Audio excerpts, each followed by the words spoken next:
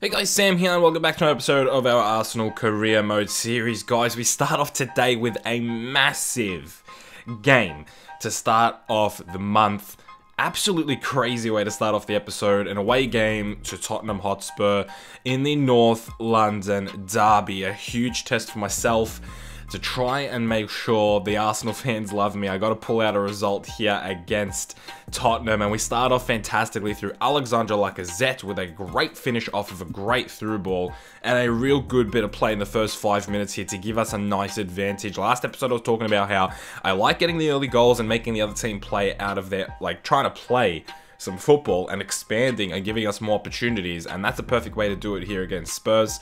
However, here against Spurs, it was a little bit different. The game continued to be a very sloppy, very cagey game. I did play Lamar on the left here today, despite thinking that he was the better player on the right last episode.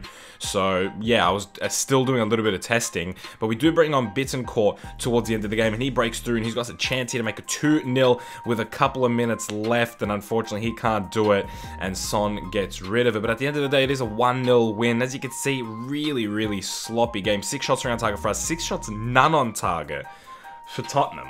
Absolutely incredible. Kovacic, man of the match there. Great performance from him. He's a player that I'm trying to figure out how to play as well, so that is something that we're going to have to figure out as we move into a game against Sheffield Wednesday.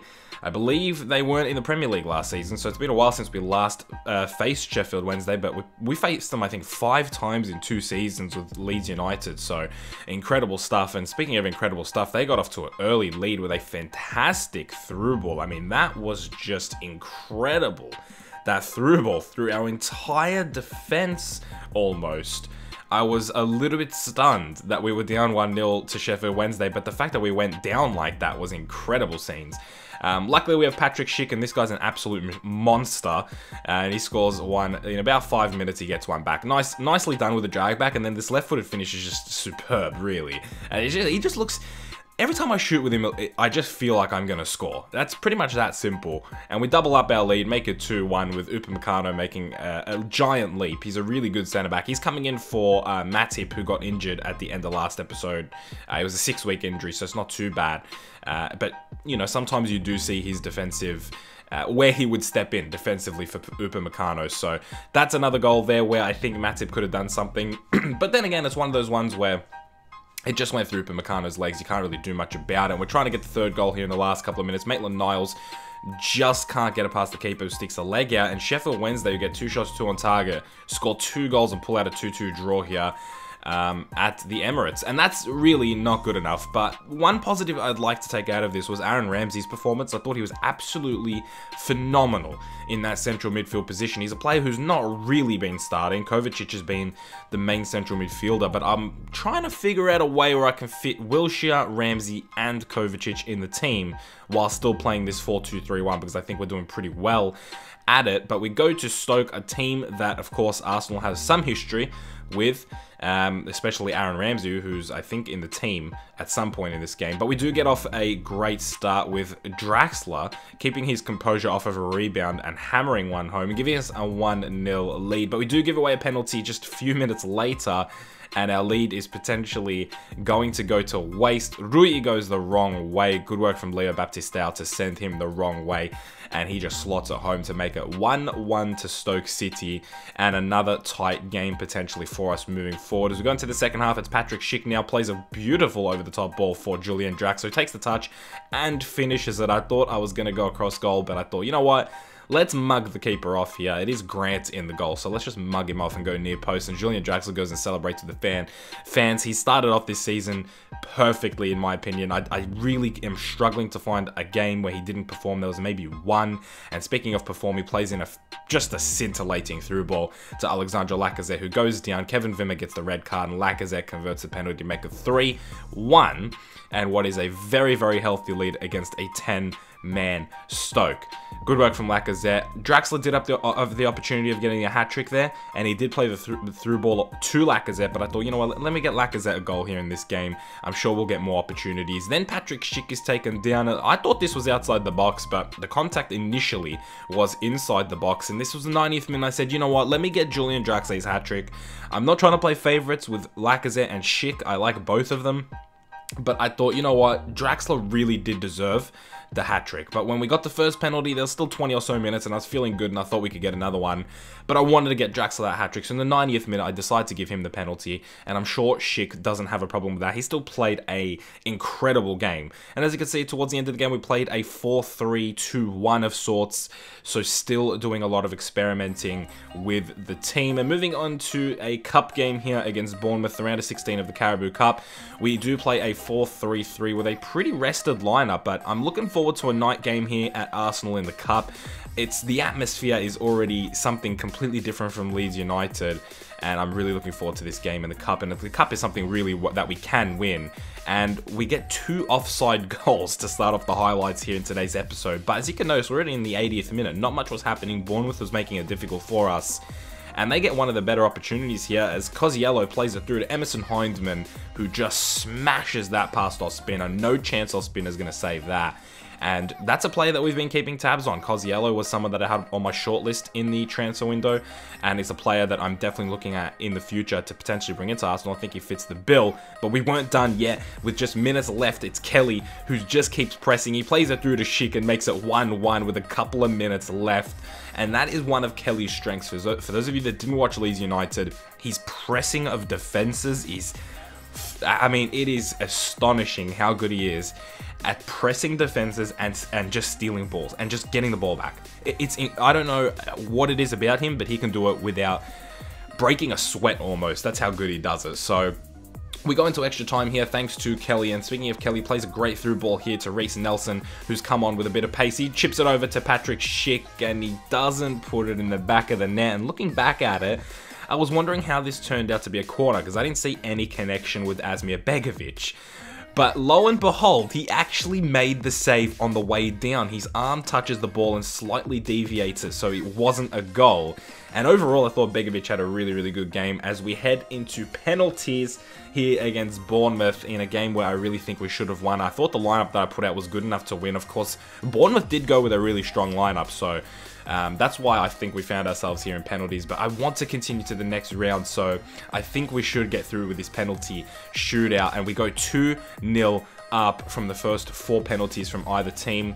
Then we go 3-0 up, and it's pretty much guaranteed at this point. Try to juke out Cosiello. We go the right way with our spinner, but unfortunately it's too much. And then we get sent the wrong way by Robertson. Jason Henry steps up to the penalty. Begovic makes the save, and we get another chance at a penalty, and Begovic makes another save. It's now 3-2. Our spinner lets one through the hands, and all of a sudden Bournemouth are back in this. Unbelievable scenes. And then they ruin their momentum with a hit on the post, and Cole Clough gets an opportunity to make it 4-3 on penalties, and he takes that opportunity. The left back, right mid, Cole Clough, puts us through to the next round of the Caribou Cup. Incredible scenes, guys. After going 3-0 up in the penalties, I almost thought I had blown it for a second there. Patrick Schick with the man of the match. Kelly played a great game, and Coquelin, I thought, in a defensive midfield position, was pretty damn good. I'm not even going to lie to you guys. He was really, really good. And I was very impressed with him as we move into a game against Leeds United. The first time we'll be facing them out of the 2 games here. Thank God we're not going to Elland Road just yet. I don't know if I'm ready to take that atmosphere just yet. I'm happy that we're at home and we got some of the fans to help us. That's their lineup. Some familiar names, some different names. But I think they mugged me off a little bit with the lineup. I'm not going to lie to you. No Danny Ings, no Pontus Jansson, no Samuel Saiz. I honestly believe they're mugging me off right now. Playing a weak lineup here. And you know what pissed me off even more?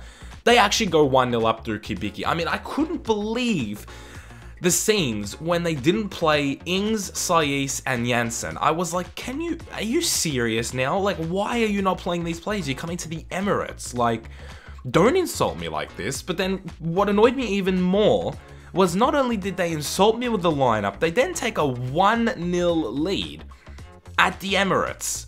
And I was just sitting there thinking to myself, no, I'm sorry, I'm not dropping points to Leeds United, okay? I'm not doing it. And luckily we get a nice goal here. Lacazette probably should have finished the first time, probably should have finished the second time, doesn't do it. But it's Yuri Medeiros, who's been a player who's sort of been filling in holes. He's been playing all over the place. He hasn't been phenomenal, but he's doing a pretty good job. Gets himself a goal on the board. And 1-1, we are back on level terms, and Ruben Loftus-Cheek makes sure We're not on level terms for a long time, and he puts Leeds United back up 2-1. And this was really frustrating for me, guys, because I really don't want to drop points to Leeds United, and let alone lose to them at home, at my new home. I just did not want that, guys, and I was really wanting to get a goal. I ended up bringing on Kelly. You can see him making a run on the right-hand side. Julian Draxler picks him out with an exceptional ball. Kelly now puts it on his left. Kelly against his former team, against Leeds United, and he's celebrating as well. Why not celebrate against Leeds United in front of the home fans? Kelly, you old dog. Pulling out the celebrations after getting an equalizer late in the game, guys. A great finish. That was, you know what, everything up to that finish, I knew Kelly could do with certainty. His dribbling is off the charts. But the finish, I was so nervous about the finish, guys. And we make it 2-2, and that's how the game ends. And don't get me wrong, guys, I was fuming after this. I couldn't believe that I wasn't able to win against Leeds United. I was so angry. I've never been so emotional in a game. I couldn't believe I dropped points to Leeds United at home. And honestly, I was not happy with the performance, despite pulling out the 2-2, despite coming back twice from being down. I was not happy. And honestly, going into this Southampton game, I felt genuinely angry. So I think I was just trying to let off a little bit of steam here against Southampton. And we start off with the perfect way to do that, with Lacazette scoring 2 goals in quick successions. That's the second one there. And I was feeling a little bit better scoring these goals, guys, to be honest with you. By the way, I'm not sure what happened in this game against Southampton, but the team was flawless, I think. So far, at least. And Kovacic at Cam might be the reason why it was so good. Kovacic played Cam here today in a 4-2-3-1, and I don't think I've ever liked Kovacic more. I think I've found the perfect position for Kovacic, and I think that's Cam. Now, he's a central mid/CDM, so he really shouldn't be able to play Cam, but he has all the qualities of a great Cam, and I played him here today as part of, again, trying to experiment with the team, trying to find the best positions, because Kovacic was a player I thought I hadn't found the best out of him yet. And I think I found the best out of him in this game here at Cam. But we do go 4-0 up eventually, and you can tell why I said I was getting rid of some frustrations here against Stoke City. A great bit of play there between our front four, and Julian Draxler finishes off the 5th goal to get his brace. Lacazette with the first half hat-trick. He came off at half-time to give Schick a bit of a run. But honestly, I feel I could have played anybody at striker, and this would have been an absolute thrashing of Southampton. I honestly believe no matter what I did, we were always getting this result against Southampton. Unfortunately, my happy 5-0 run here at Southampton ended, and I was, again, guys, I was fuming. I couldn't believe how angry I was. It was like when Germany smashed Brazil 7-1, but Manuel Neuer was filthy after they conceded that 1 goal. He was so angry, and that's how I felt. I didn't feel Southampton deserved the goal at all.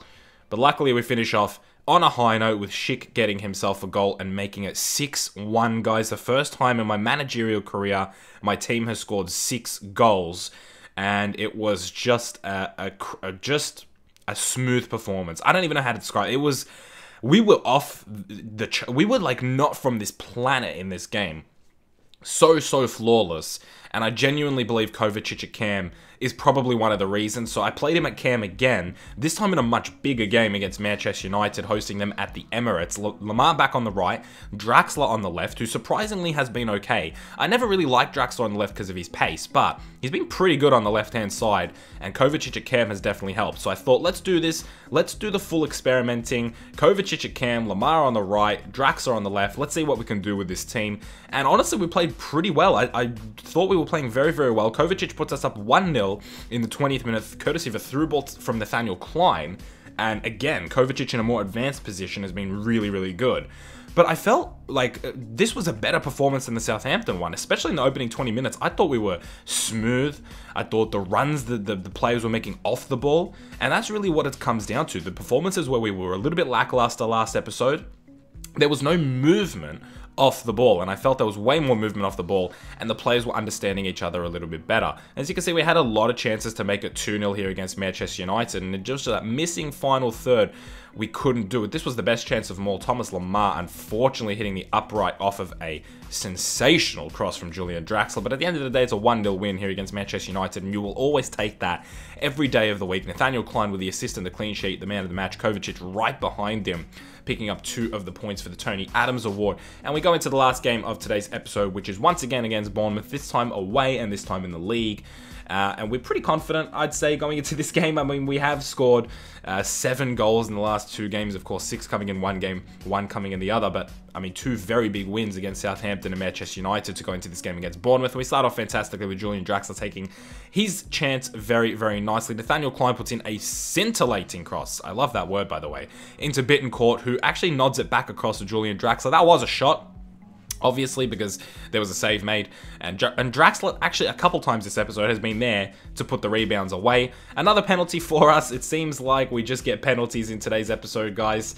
I'm not sure why, to be honest with you guys. I'm not sure what it is about today's episode, but I thought the penalties were a little bit out of hand, really, the amount of penalties we were getting. Schick steps up, and he looked so confident with that penalty. I mean, he looked so unfazed, taking that penalty to make it 2-0. Bournemouth, oh, sorry, 3-0. Bournemouth do bring one back. Sorry, I'm losing count, man. We're scoring way too many goals.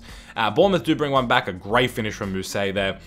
Very little, I think, Rui could have done there on his near post. I mean, maybe could have just made himself a little bit bigger, get the arms out a little bit quicker, but it was a great finish from Mousset. And we had to be a little bit cautious now at 3-1 because Bournemouth could have gone back into this game at any point. But Thomas Lemar on the right-hand side goes for a little bit of a run. He's got one-on-one with the goalkeeper. He goes across to Yuri Medeiros, who gets a goal to make it 4-1. That's his second goal of the episode, and I think he's doing okay to just, he's like a backup. He's like in a play, right? We've got the main cast of like Draxler and Lemar and Lacazette and Kovacic, and then you got like your background guys. And that's the likes of Medeiros, Bittencourt. You know, those are the types of players that come in and do the job. They're not part of the main cast, but even Coquelin, who played in today's game. And overall, I thought this was a very good performance as well. What a last 3 games to go off. A 6-1 win away at Southampton, a 1-0 win at home to Manchester United, and a 4-1 win away at Bournemouth. But despite our great performances, and despite only losing 1 game in this entire season so far, Chelsea have started the season 13 wins out of 13. What the? Get the hell out of here. Are you kidding me? How are we meant to catch a team that hasn't dropped a single point in 13 games? That is really something. But we are still just 9 points behind them. And if we can get to at least 6 points at halfway through the season, I think we still have a chance of catching Chelsea. But if they continue going the way they're going, I mean, if they go like if they go the first half of the season undefeated, who's to say that they're going to lose games in the second half of the season? Because they've already played everybody once. So I'm a little bit frightened that they might just go on an unbeaten run and win the league. Even though I think we're playing really, really good. And I think we, at the moment, deserve to be first. I really do. But you can't take anything away from Chelsea. 13 wins out of 13 is something else. Taking a look at some other teams in the table. Liverpool in 9th, Spurs in 12th, City in 13th, Everton in 15th, and Leeds United, despite that great performance against us, no wins in 13 games. They picked up 9 draws and 4 losses, so they're still a difficult team to beat, but they need to start getting some wins, man. I left that team in a good position. You guys saw the team I built. Even if it's just computer owned, even if it's not me playing the games, I still think that Leeds United team is good enough to stay up, so I'm a little bit saddened to see that they're in 19th position right now. Despite the fact that I personally didn't want to drop points against them, I still don't want them to get relegated, so I'm hoping they can turn some draws into wins and get climbing that table, because they're definitely better than the likes of Sheffield Wednesday, and I just played Bournemouth. They were pretty terrible, so they should get, you know, a couple of spaces, hopefully. Also, we have to take a look at the Caribou Cup, because of course we are now in the quarterfinals, and it is a big trophy that we could go for now. We play West Ham, and I think other than that, Liverpool's the only other team we should really be worrying about, so I think this is a very, very winnable cup at the moment. Got to get past West Ham, which is not going to be easy, but after that, Liverpool is the only team that I see threatening out of any of those teams. So I think we should be able to get the Caribou Cup, guys, for this season. In terms of the Tony Adams Award, guys, that is what the table looks like at the moment. Julian Draxler has 20 points. Incredible stuff. Patrick Schick, 14, and Lacazette, 13. Because if you take a look at the goals scored, Draxler has the most, and then Schick, and then Lacazette. So the Tony Adams award kind of reflects the goal scoring a little bit, judging by that. But as you can see, Draxler also has 4 assists, which is very, very good. But Kovacic actually tops the assist list, which is nice. But that is the end of today's episode, guys. If you did enjoy it, do leave a like on the video. I hope you enjoyed today's episode. I hope you had a good day. I'll see you guys in the next one very soon. Keep it real.